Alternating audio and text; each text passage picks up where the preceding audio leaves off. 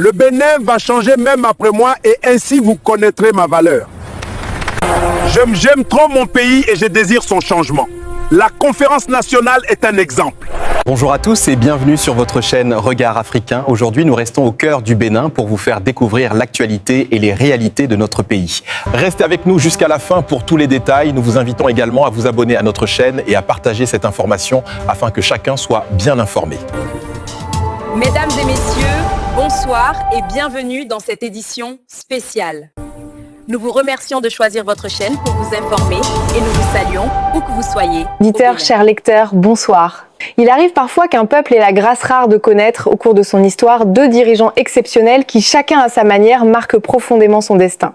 Le Bénin, pays de paix, d'intelligence et de dignité, a connu de nombreux présidents, mais deux noms reviennent toujours avec une force particulière lorsque l'on évoque les grandes heures de la nation. Mathieu Kérékou et Patrice Talon, deux hommes que tout semble opposer, mais que tout relie dans l'essentiel. L'un est le père de la réconciliation nationale, le sage qui a su transformer la crise en opportunité. L'autre est l'artisan de la modernisation, celui qui a redonné au pays son éclat, sa fierté et son image contemporaine. L'un a sauvé le Bénin d'un naufrage politique, l'autre l'a propulsé vers la beauté et l'organisation. Ensemble, à des époques différentes, ils ont incarné ce que le Bénin peut offrir de meilleur, un peuple qui se relève toujours, un peuple debout, fier, travailleur et profondément pacifique. Depuis son élection en 2006, Patrice Talon a entrepris de transformer radicalement la nation avec une méthode précise, rigoureuse, presque chirurgicale. Son credo est simple, l'efficacité avant tout. Dès les premiers mois de son mandat, il a engagé une série de réformes ambitieuses touchant tous les secteurs: gouvernance, infrastructure, santé, éducation, tourisme, culture, assainissement urbain et image du pays sur la scène internationale. Mais c'est dans la transformation des villes que sa signature est la plus visible. Il suffit d'un regard sur Cotonou pour s'en rendre compte. Il y a 10 ans, la capitale économique était encombrée, sombre, saturée, avec des routes dégradées et des ordures qui envahissaient les trottoirs. Aujourd'hui, elle est métamorphosée. Les avenues sont modernes, les places publiques sont majestueuses, les espaces verts sont entretenus et les éclairages transforment la ville la nuit. Cotonou brille désormais comme une métropole africaine moderne, structurée, propre et organisée.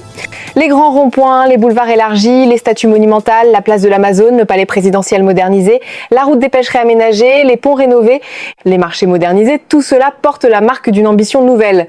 Patrice Talon n'a pas seulement construit des routes, il a bâti une fierté nationale. Et lorsqu'on se promène aujourd'hui à Cotonou, à Parakou, à Porto Novo ou dans d'autres grandes villes du pays, on ressent cette fierté silencieuse d'un peuple qui voit enfin son pays changer de visage.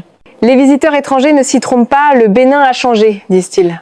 Il faut le reconnaître et il faut le dire, il faut être aveugle pour ne pas voir l'action du président Talon et de très mauvaise foi pour ne pas reconnaître en Mathieu Kérékou un homme d'État exceptionnel. Avec Talon, la gouvernance est directe, exigeante, parfois sévère, mais profondément tournée vers les résultats.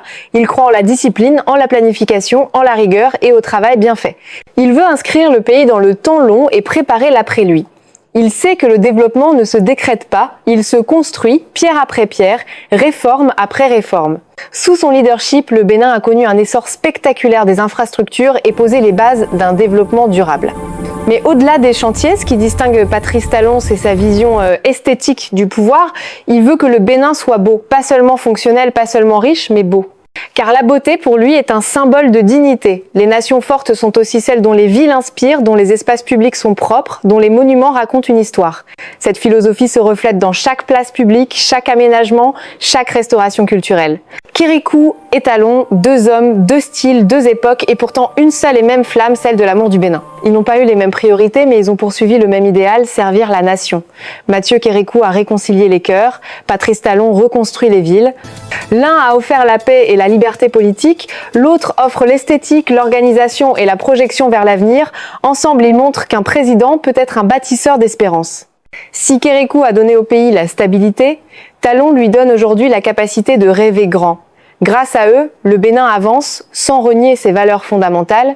Leur héritage commun est immense. Un pays respecté, stable, admiré, tourné vers l'avenir. Aujourd'hui encore, dans les écoles, dans les marchés, dans les rues, on parle de Papa Kérékou avec respect. Et ceux qui admirent la beauté des villes parlent du président Talon avec fierté. Ils ne sont pas admirés par culte de la personnalité, mais par la force de leurs actes. Sans la sagesse de Kérékou, la démocratie béninoise n'aurait peu être pas survécue. Sans la rigueur de Talon, elle n'aurait peu être pas trouvé sa force économique et esthétique.